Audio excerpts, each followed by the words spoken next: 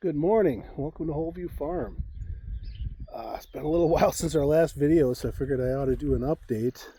Things are greening up here. We had a lot of rain, like the most rain of any month since I started recording back in October of 24.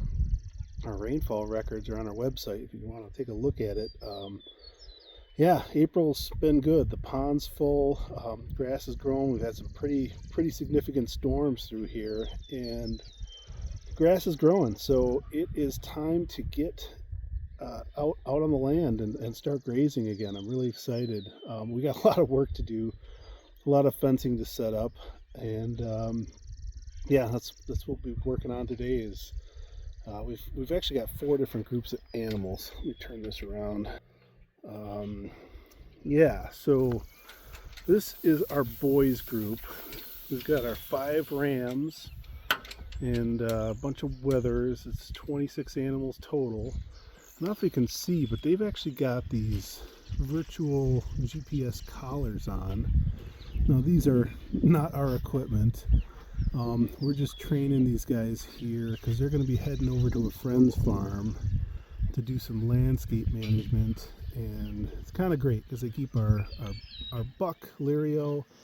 We've got our 5 rams over there. They get along with the goats, but they don't hang out buddy. And then all the withers, and yeah, we're trying this out. So basically the end of the training lot over on the far side is excluded past that hay bale. So everywhere else in this paddock they can roam. But if they go past that hay bale, those collars will start beeping. If they ignore the beeps, they'll get a little shock through the collar itself.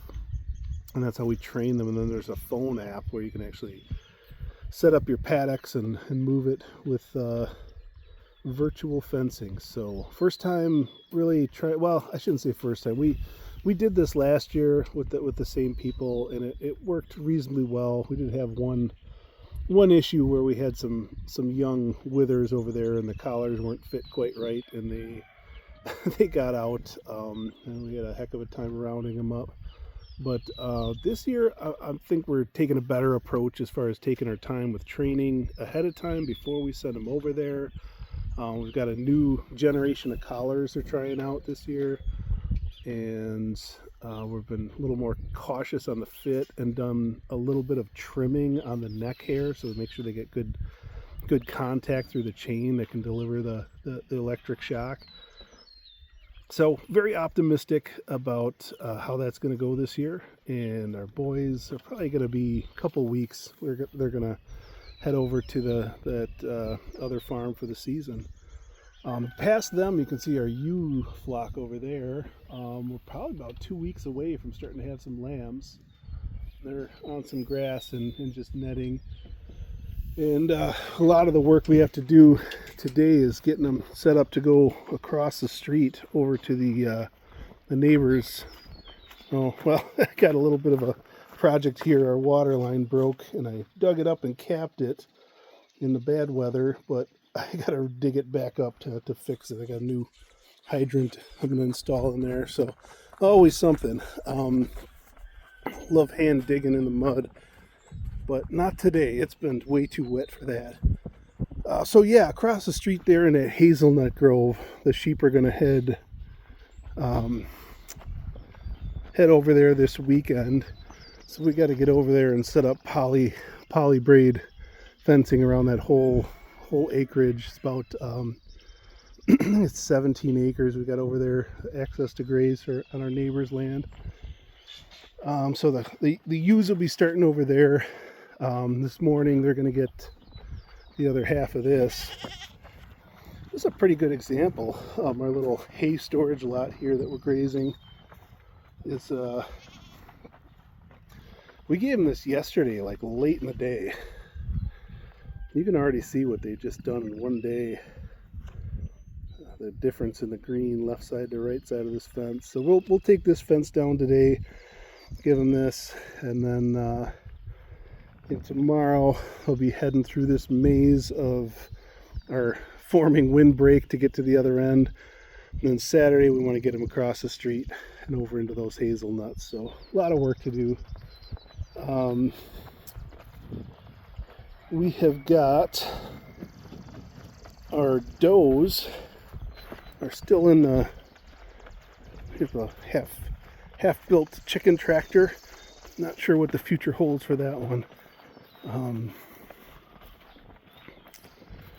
Here's our new chicken tractor.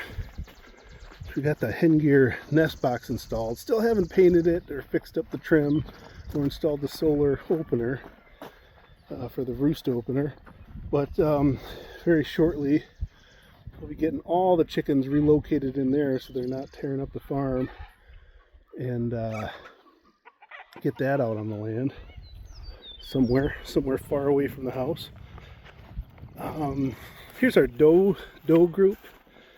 They've actually got a paddock just past that fence, past that gate down into the valley where those trees are. And they're going to be heading, we got to set up some more paddocks to take them straight back towards the tree line back there, and then they'll get into those woods, and that'll be about 25 acres of woods there on our neighbor's side. That'll be their main spring and early summer mission, to clean that up. Then we'll get them back over here.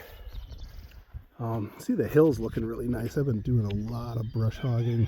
Before the rains hit, I was still pretty dry. The ground was firm. I was able to get down there on our toe behind and walk behind brush hogs and even behind the pond and clean up a lot of roses. Speaking of cleanup, we had a ton of pine branches come down. I mean, a lot. There's still a ton to clean up over there. But, you know, we've been bringing them to the goats. They strip all the needles off, and then I'll pile all this up, and one of these days I'll get a chipper and make some nice pine chunks. But I think my biggest priority right now is these cattle. They've still been in their dry lot, although it's getting a little muddy now. Got my shirt on the fence. So that'll be our next move,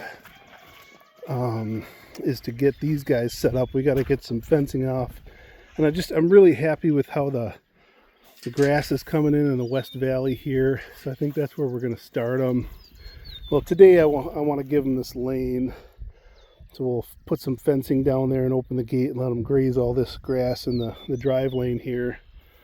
And yeah, well, we could be having calves in as little as 2 weeks, so I really want to get some energy into them ahead of that. Oops, something's ticking here. Yeah, fencing. I think because this post's wet, maybe one of these insulators is bad. I'll have to take a look at that later. Anyhow, it's always something. But yeah, got our 5 cattle here. Now the 2 Dexters, that's the one with horns, and the little one here with no ear tag, Strawberry and Liberty, they are going into the processor this year. So July, we've got a date for an on-farm harvest. So I'm pretty excited about that. And then the big one laying down there, and number 31 over there is our bred.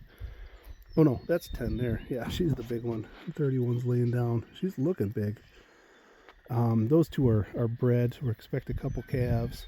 But you can see, especially here by the water tank, it's getting pretty pugged up and nasty. Been trying to keep enough carbon down, but I think we're up to 16 inches of rain or something in just in April here. So it's been pretty significant. And yeah, we're going to just walk down here. Let's get a better look at the pond. Our pond's full.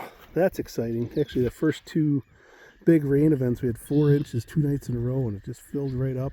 In fact, I realized I put my wood duck houses in drought conditions, and I put them too low. I underestimated where that top level is, so that's a bummer. I'll have to figure out something there if I can extract her on fiberglass, like sucker rods. It's going to be a bear to reset the height, but we'll see what we can do.